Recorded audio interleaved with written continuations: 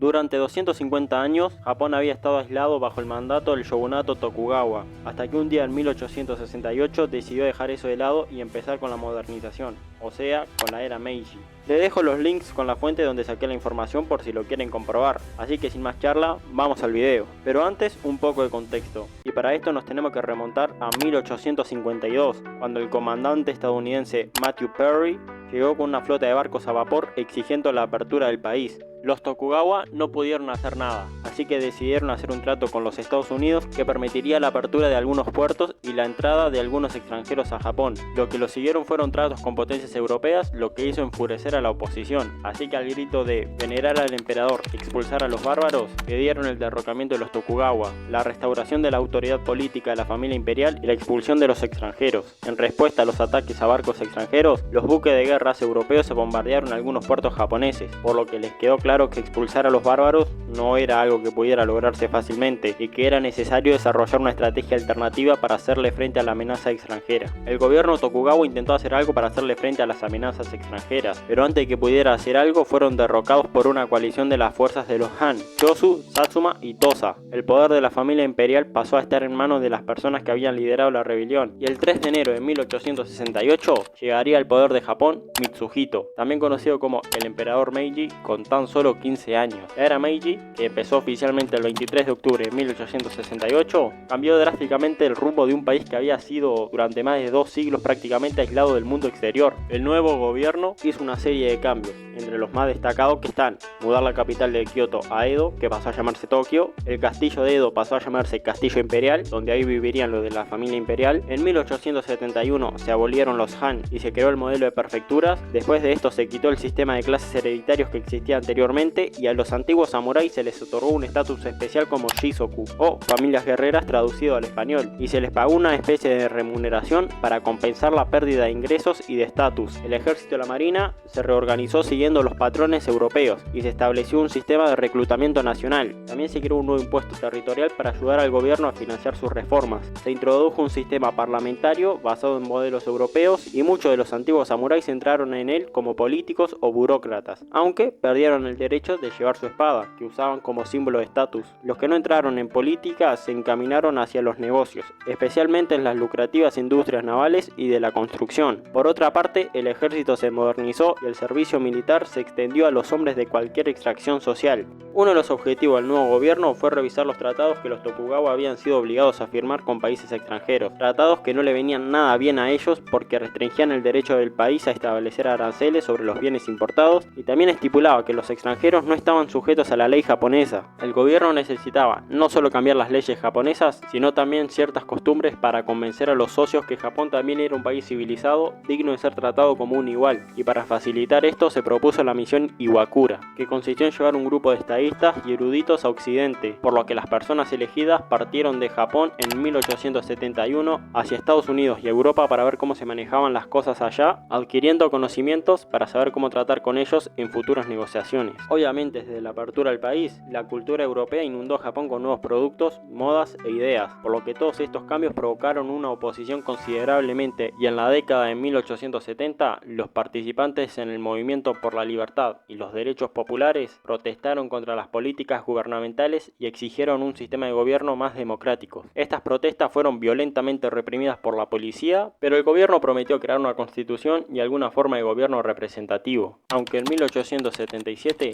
Saigo Takamori, un samurái que había apoyado activamente al gobierno, ahora encabezaba un grupo de descontentos con la dirección que estaba tomando el país y lo que consideraban el abandono de la identidad japonesa. La batalla duró 8 meses, pero el modernizado ejército imperial la aplastó y Saigo Takamori, coherente con sus principios, se suicidó mediante el ritual del seppuku, y con él terminó la era de los samuráis y del antiguo Japón. En 1885, al principio de todo el gabinete del gobierno lo designaba directamente el emperador. En 1889, el gabinete supervisó la promulgación de la Constitución Meiji, un documento emitido en nombre del emperador. Este preveía el establecimiento de un parlamento nacional compuesto por una Cámara de Representantes y una Cámara de los Pares. Los miembros de las Cámaras de Representantes era elegido por el voto popular, menos del 1% de la población de hecho, y el de la Cámara de Pares era pura y exclusivamente exclusivamente para los nobles o eran elegidos por el emperador. La Cámara de Representantes ahí estaba como una especie de adorno, ya que solamente podía ofrecer consejos y su única autoridad real era el poder de aprobar el presupuesto. La primera elección se llevó a cabo en 1890, pero como dije antes, solo alrededor del 1% de la población tenía derecho a votar. A pesar de esto, los políticos formaron sus partidos y pelearon por tener influencia. Durante la era del shogunato, en Japón no solo se comerciaba a gran escala con arroz y otros productos alimenticios, sino también otras cosas como algodón, seda, papel y sal. Los daimios casi nunca tenían plata, por lo que para aumentar la producción cooperaban con los mercaderes locales para desarrollar nuevos cultivos y aumentar la producción. El mismo tipo de cooperación entre el gobierno y el sector privado fue una característica de la industrialización en el periodo Meiji. El gobierno promovió activamente que el país se industrialice para su bien económico y estratégico. Se crearon el ferrocarril, que conectó todo el país de la forma más rápida por primera vez en toda su historia, y el desarrollo del comercio hizo que más gente migrara a zonas que habían sido históricamente rurales. Esto a su vez hizo que el sector privado se desarrolle. No había escasez de los empresarios en el país nipón porque se había desarrollado una economía comercial en el periodo Edo. Entre ellos, los más destacados fueron los llamados Zaibatsu,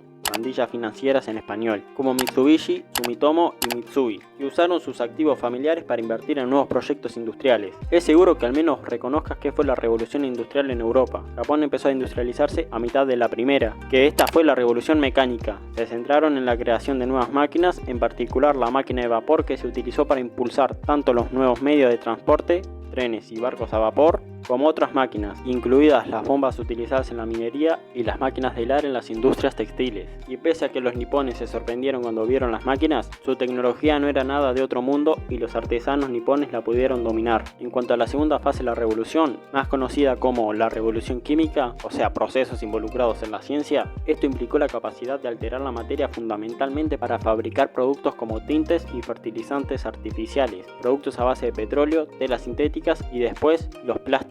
Y aunque en el periodo Edo tuvieron acceso a algunos libros, no había una tradición para estudiar ciencia como la había en Europa, por lo que el gobierno Meiji decidió invertir en la educación, que eso lo vamos a ver en el siguiente punto. En cuanto a la escolaridad, pasó a ser gratuita y obligatoria para los niños, ya que antes solamente estaba a disposición de los hijos de los nobles, aunque la clase alta podía enviar a sus hijos a estudiar al extranjero. También se creó una pequeña cantidad de secundarias y una menor cantidad de universidades, y desde el principio se orientó a la educación técnica, ya que estaba interesado en expandir el número de personas con habilidades necesarias para expandir la base industrial de Japón. Las universidades japonesas estaban produciendo graduados que podían leer las últimas revistas científicas de Europa y América, debido a que la revolución química estaba ocurriendo más o menos al mismo tiempo que Japón se estaba industrializando, por lo que Japón se pudo poner al día con bastante rapidez, la verdad. Más tarde también se encargó de crearle un sentido de nacionalismo a los japoneses, ya que antes el periodo Edo se había dividido en 270 han diferentes, por lo que el gobierno los incitó a pensar más como japoneses y dejar de lado el sentido de provincianismo local, además de que también tenían miedo de que los japoneses se vuelvan fans de la cultura extranjera, por lo que a fines de la década de 1880 se creó un culto de la familia imperial basándose en los mitos sintoístas que les hicieron creer que Japón era superior a todos los países extranjeros porque la familia imperial descendía de los dioses. Cuando el cristianismo se había vuelto popular, le hicieron creer que el cristianismo era incompatible con ser japonés, y este argumento también sirvió para el socialismo, que también se había vuelto popular. Y en los últimos años de la era Meiji, un grupo de socialistas de 24 personas fueron encarcelados y 11 de ellos fueron ejecutados. Y bueno, esto sería todo por hoy. Díganme qué les pareció el video y si me olvidé de algo importante, porque yo omití varias cosas que a mí sinceramente no me parecían interesantes o importantes para el video. También díganme de qué les gustaría que hable y si quieren que siga hablando de las eras de Japón. No se olviden de seguirme en Instagram, darle like y suscribirse al canal. Yo me despido, chau.